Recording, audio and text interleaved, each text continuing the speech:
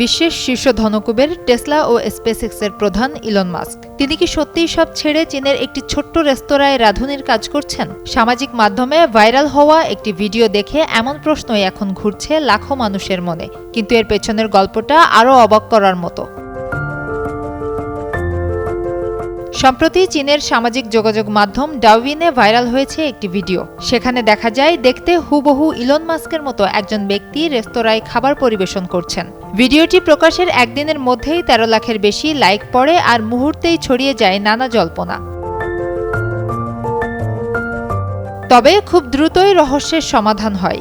ভিডিওটিতে থাকা ব্যক্তি আসল ইলন মাস্ক নন, তার নাম মা জিয়ানপিং, বয়স 48। উত্তর পশ্চিম চীনের শানসি প্রদেশের তংছুয়ান শহরের ইলান নামের একটি রেস্তোরাঁয় কাজ করেন।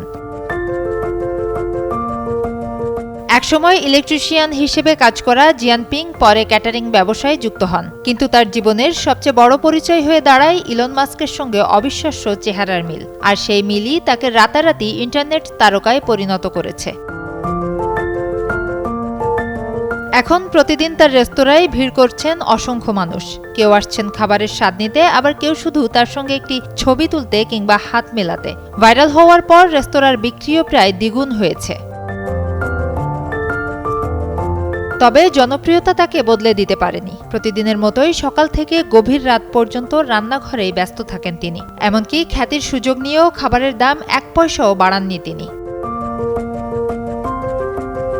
এদিকে তাকে নিয়ে তৈরি হচ্ছে অসংখ্য মিম আর এআই নির্ভর ছবি। কেউ বলছেন রকেট নয়, এবার নাকি কাবাবেই ব্যস্ত ইলন মাস্ক।